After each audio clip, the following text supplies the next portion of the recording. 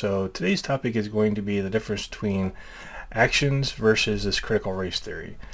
Critical race theory has been in the news, quite a bit for many years, but it's hitting mainstream finally because Trump banned it and being taught in the federal government, which as a contractor, as in one way or another working for the government, as a contractor or as a soldier, my entire adult life, I don't believe that we should ever separate anybody based on any kind of attributes that you can't control. You did not choose who you're born to be. So in that regard, the way and I believe that's the only thing it does. It's problem. We'll get into that in a little bit. Why, in contrast as to why I disagree with it, based on how I think the only way we should judge people, grade people, is on their actions. All right. So the actions of people are, I think, what's going to dictate a lot of things, and it's usually, I think it can almost be kind of boiled down to how much harm they cause other people. So we have, the far one side of the harm is being, like your pedophiles, your murderers, your rapists, and so forth. And their actions, of course, are graded and judged, and they're punished for it. Whereas you can be a philanthropist, a priest, preacher, in most cases, or somebody that does a great amount of good for low intake, right? They're not asking for a lot, but they're putting out a lot more effort than they're bringing in. We typically grade those people as benefits to society, and we give them a wide berth. And then we have a wide variety of things in the middle. It's probably all represented by a nice little bell curve, and I think this is where we should more or less judge people, grade people, how we, categorize people is by their actions, right? And their actions maybe can be judged singularly or over a course of period of time, right? So there might be a case where somebody has done everything they can possibly do their entire life to be a good person, and whether or not, how they achieve that based on the different philosophical debates on whether or not it's the overall objective or it's every step of the way. I don't remember the terms for those, but some people will say, well, every step has to be perfect, whereas other people will say, and I fall into this category as the end result is really what matters, and in between, do what you can to cause no harm, right? Every step you should probably hopefully cause at least no harm, have zero influence, or at least be beneficial, or at least be seen as being beneficial to the future of the effort that you're undertaking. Anyways, some things like businesses, right? People grade these CEOs because how much money they make. Well, that's definitely something they can be critical of, especially considering that some of these CEOs may, make, billions of millions of dollars or whatnot, whereas they're even the highest and paid employees are making, a percentage of that. At the same time, though, that CEO is the one that created something that he created or she created for probably selfish intentions to build a business so they can have more income. Probably.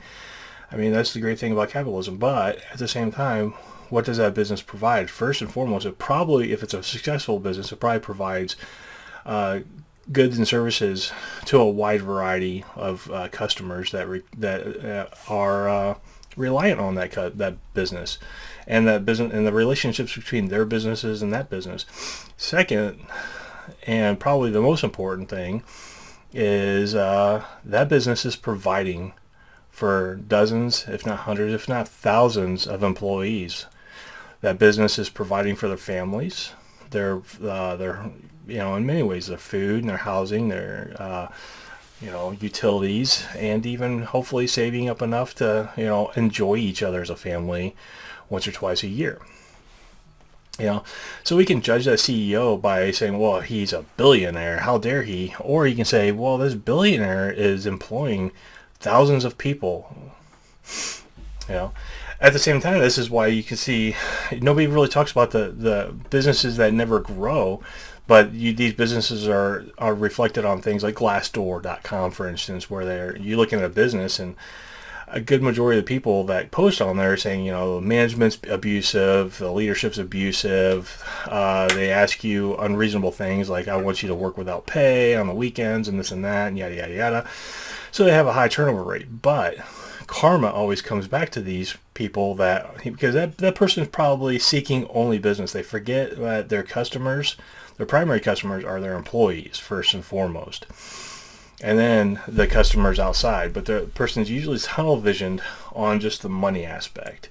And we grade these people, maybe not as it might not be seen on the news or anything like that, very rarely. The last time, maybe Enron 20 plus years ago. But at the same time, karma comes back and bites them because there's a high turnover. The word spreads around the community that this business is just hard to work for. They don't probably pay that well because the guy's tunnel visioned on making him money or her money. And the business never really grows, right? It never really grows. It stagnates, and it stagnates because of the leadership model that they have. Manufacturing businesses, I've heard, anyways, I've never really worked in them, but I've heard some manufacturing businesses can be very abusive because they feel that they have a built-in client, and that client kind of dictates to them their output when they refuse to push back and say, well, I don't have the employee manpower for that, or I'm straining my manpower for that, and so they fail to take in their employees as their first customer to maintain that happiness, right? And I'm not saying happy like, oh yeah, I can't wait to go to work, but happy enough to where they're like, I can't wait to find another job. I can't wait to, maybe I'll get fired this week so I can collect unemployment for a while so I can get away from this madness, right? Happiness is like at least content. People don't mind coming to work. I like the people that work there. I don't mind my job. It's a job, whatever. If they talk at least neutrally and bland about it, well, then you probably have at least a pretty content workforce, right? And that's not a bad thing to maintain because you can't make people happy. People make themselves happy. Anyways, back to the point of actions. If we live in a meritocracy, which I believe we should, the one thing that you come from a meritocracy, and the one thing we've got away from is that you get self-esteem from this, right? From working hard, producing things, producing effort, and people reward you with that attention, that congratulations, that applause. We used to worship our heroes because they did great things that were just unimaginable. We shot people on friggin', explosives into the space, and they came back and they became heroes. And in the great space race between the old USSR and the USA, that space race probably inspired millions of people to go into engineering or sciences or math as a derivative, right? Because these people were also being worshipped. They did something incredibly dangerous, sometimes maybe even foolhardy, because they didn't test things out on Earth before they went into space. Such as like metals, or is your pressure suit going to blow up and you can't get back in the door? Or, like one that is like metals with no oxidation can weld themselves together, or the same material used on like a hinge or something like that. Anyways, these are things that we could have tested, but we didn't think about it. We didn't think about the whole fact that things maybe don't oxidize, or maybe the balloons that we're putting around our bodies in a lack of air pressure to hold those balloons in will super expand, and we only made the door this big. And we made our suits really stretchy. We could have tested this on planet, but we're still new to it. Anyways, these trials and tribulations that people went through, and knowing that they went through trials and tribulations, led to these successes and even some failures. But for the most part, we remember the successes and learn from the failures. And this inspired, generations, I should say, at least maybe two generations of kids through the 70s, 80s, and early 90s. And all of a sudden we flipped. And this happened in the mid-90s sometime, when political correctness was kind of forced into the government, at a high level, and forced down into everybody. Like, you can't say things bad about people. You can't, have these things, because now we consider them hazing rituals. And I'm like, well, it's a promotion ceremony. It's not a hazing ritual. And, and people actually look forward to having their little day in the sun during the promotion ceremony or during a pinning ceremony when they get their airborne or assault badge. But then that was taken away because now we have to treat everybody. And then this is when, treat everybody special, and like we're all moms trying to bubble wrap our kids. And, it's, not safe for the kids because then they don't learn anything. You learn things through trial and tribulations. You don't learn things from sitting around staring at the wall your entire life. You learn absolutely nothing, actually. And then you get scared of things. So this is what this whole CRT thing, this critical race theory, I think, is like a big mom, thing to where we should be scared of everybody, everything out there. Bubble wrap yourself. Don't listen to words because words are mean and your fragile little feelings are going to get hurt. So you're all special and you all get medals and trophies and shit. But what's the actions of CRT, right? What does it produce? It doesn't produce anything but fear. And fear, well, the end outcome of that fear doesn't provide for people's families. It doesn't fix bridges. It doesn't save people in car accidents. It doesn't provide anything. As a matter of fact, it's going to be a detriment to that because all you have to do is fear of making mistakes with your words. And really, when I was growing up, I always said sticks and stones may break my bones, but words can never hurt me. Whereas nowadays, I'm going to beat you with sticks and stones, and my words are going to destroy you kind of mentality. And we allow that to happen to ourselves. So, kids, what I'm trying to tell you is that, no matter who's indoctrinating you and how you think about things, I want you to at least consider that actions speak for you.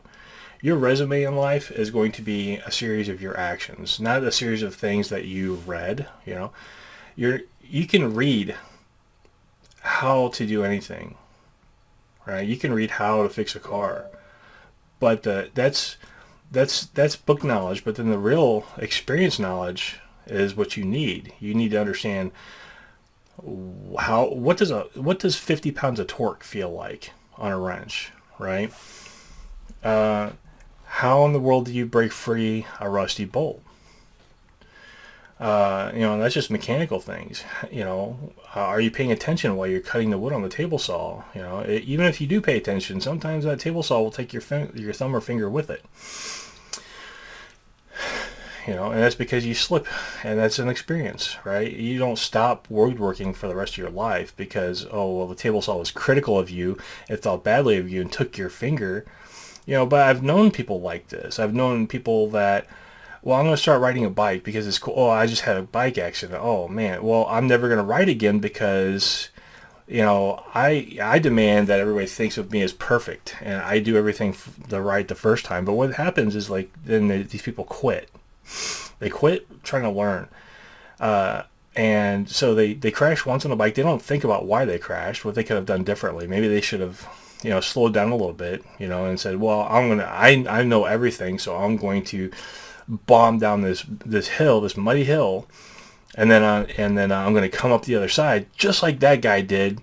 The guy that has 25, 30 years of riding experience, and you have 25, 30 minutes of riding experience. Well, just because you think highly of yourself doesn't mean that your action, that you have the experience in that. And that's what I think critical race theory denies people, is that experience. They want you to be fearful of the experience, and then if you have a negative experience, somehow that's critical of you and you should never do it and you should ignore it.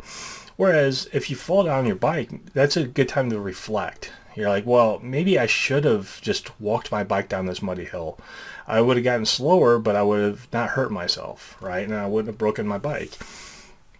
Versus I know how to ride a bike, and then I bomb down this hill and I just wreck, and I'm like, I'm never doing this again. I can't believe, what will people think of me? Well, then I look at the professionals. You look at professionals, people crash all the time in the Tour de France, and these people are at the peak of their game. You look at these, not Moto X, but, the guys that just do all this crazy stuff on the bikes, they bounce on train tracks or the top of the bridge of the train track, and they can jump off buildings with bikes. Well, you look at their outtakes, that one video you're watching of them doing it perfectly is, superseded first by them failing at it 15, 20 times. And my monitor just went dead. There we go. It's back. So that was weird. And so that's what I want you should always pay attention to, is that people don't get to the top of the game by just thinking that they're great. And I think that's what the worst part of this critical race theory is that people are just led to believe that they're great because of how they were born and how much brainwashing that they've received. Well, the more brainwashing you get, the better you are, right? But you don't produce anything. You produce noise because you want attention. This goes into the thing I mentioned earlier that I want to talk about, and why the people that follow this critical race theory, I think, also separate themselves into smaller groups, because the only thing they produce is they're trying, a business, a guy or girl creates a business to hopefully make money, right? And provide for themselves more than just being an employee for somebody that made their own business. But this idea, this CRT idea, this isms ideas that they have out there, everything's an ist or an ism, is meant to only produce sympathy and attention for you, right? And now, what we see is that feminism is a great example of this, right? Feminism got this big bubble, and at first it had some notable, ideals and everything, but those ideals and their accomplishments were accomplished probably, at least by no later than late or mid 1970s. And then they're like, what do we do now? We enjoy this attention we've created for ourselves and how special people think we are, and we steer the course. So they go through and do what they can to get more and more attention, more and more power. They're seeing this power and influence as their version of money, right? But when people are fighting only for attention, because now it's just about attention. You can go out in the street right now, probably in any town, big or small, and see, and within 5 or 10 minutes of sitting at an intersection, you'll probably see 30 girls with some sort of colored hair, tattoos, and piercings. Well, they're all following the same cookie cutter standard formula of getting attention, because that is now their currency, is attention. Well, but when you're sharing that attention, that group gets bigger and bigger. Well, then you get a smaller and smaller slice of that pie. So now you see that, like, feminist groups, they separate each other. Well, they're the ones that support, like, trans women. This group doesn't support trans women. This group over here supports this. This group over here supports that. So they start trying to get as much attention as the whole group was, but they're trying to separate their groups into smaller groups so everybody gets a little bit bigger piece of that pie. What they don't realize is that all of these groups still have to share the same resources, the same amount of influence that they think they're getting and providing. So ultimately what happens is, as opposed to it just, when you value attention as your currency, you're going to get less and less of it, because you're using a standard cookie cutter approach. You're not producing anything. You're just producing what you were told to do and to fit in with the herd, right? And the herd's an ever-growing herd of people. And I'm using feminism as this example, but there's also men that do the same thing. As much as I agree with a lot of the MGTOW philosophies, there's some of them I don't. And because of that, I don't really call myself like a MGTOW guy. I definitely, I'm a little bit critical on that, I guess. I don't believe that I should also be a part of a herd to make my own decisions. I think that some people have valuable information out there, and that goes well for any group out there. But generally speaking, it's a conformist idea, and I don't believe in conformity. I do to an extent when you're accomplishing a mission, right? The Army is a great example of that. The Army is a big thing of conformity. However, there's also a big idea of dissent in the Army too. You're allowed to question your leadership, for instance. You're allowed to point out errors of your leadership, even big or small. And that goes from your E1. They're told you as soon as you are a soldier, you have a primary responsibility, for instance, of always correcting a deficiency, no matter of the rank of the person, right? And that's because it's not so much as forcing conformity from the lowest to the highest or highest to the lowest, but it's also maintaining a standard, right? And that's where we also lose with like critical race theory, is that there's no standard. Whereas when you're working towards greatness, and especially in small teams or large teams working towards greatness, you have to have a standard, because you have to maintain everybody kind of pointing in the same direction. Because if everybody's pointing in different directions, you don't really get anywhere. You know, you just kind of, you know, expand and collapse and expand and collapse. Whereas you get a herd moving down a path, they're going to move down that path, and there's going to be checkpoints or milestones along the way that they're going to reach. You know, so conformity isn't always just about conformity. It's about just pointing everybody in the same direction. And if you let these standards slip a little bit, well, if you let one standard slip, then you let more standards slip. And we see this with this policing stuff in these you know, cities where they're having the problems, these very liberal cities where they're saying, well, no longer punish these crimes, no longer punish. We're letting all the standards slip, therefore people are just expanding out. But it will contract. It will contract. When it's going to contract, it could be in 3 months from now, it could be in 15 years from now, who knows? But it will contract. And, you know, that's basically what I'm saying, is why I disagree with it, is that when you lead by example, when you think about being a participant in a meritocracy by being judged by your actions and the character of your content, you will get far. You're going to promote other people to get farther in their lives, and everybody moves forward, you know. And then you're going to find these groups that are like, well, I don't want to move forward in this direction. I want to move forward in this direction. You know, I don't want to be a programmer, or I want to be a system administrator, or maybe I want to be a welder. Maybe I want to be a truck driver. I want to be a deep sea diver, you know, deep sea diver welder guy, you know, whatever. Then you're going to find that group of people that believe in the same way, and you're going to probably move forward in that. You're going to promote each other's learning and ideas and bounce ideas off and create things. And then you don't know. You're going to find out how business works and operates, and then you're going to say, hey, I've got an idea for a business, and I think we can fill this niche. And you and your friends that you've built on going down that path that you're building is going to say, I think that's a great idea. Here's some of my ideas. Here's some of my ideas. You meld them together. The CRT does not do this. This critical race theory separates and separates and separates and separates and separates to where everybody's supposed to be an individual, isolated little bubble, worshiping one, whoever they're worshiping. I mean, it's definitely not a god. It's a person that is supposedly given influence and power, but they're still fighting about that. They don't know who's going to be the influence and power. Is it going to be the communists? Is it going to be the next Martin Luther King? Is it going to be the princess off of the last Star Wars with purple hair that, you know, crashed her ship into a bigger ship, or what? You know, who knows? But it's all about separating you down in smaller bubbles, because once you don't have a team, you're easier to control, because you don't have anybody else to say, well, maybe I'm right. Maybe these ideas are wrong. And the less and less people that you can bounce these ideas off of, and the less and less people you're allowed to have critical discussions on and really deep thinking on, the less you're going to feel confident that you're making the right decision, because you're going to see a lot of these people, most people are going to be a herd mentality. You know, this kind of follows into my dissent video I made a while back. Always be a dissenter. A lot of people want to feel safe in the herd, and they don't want to rock the boat because they're afraid that they can't swim, when they don't understand that the water is only ankle deep. You know, and you know, so if you rock the boat and you get pushed out of the boat, you can still walk to shore, because, you know, you're only going to get your shoes wet. It's not a big deal. You know, and ultimately you're going to realize that the people on the boat, when you get away from that boat and you look at those people, you're like, you guys are mad. You're all crazy in the head.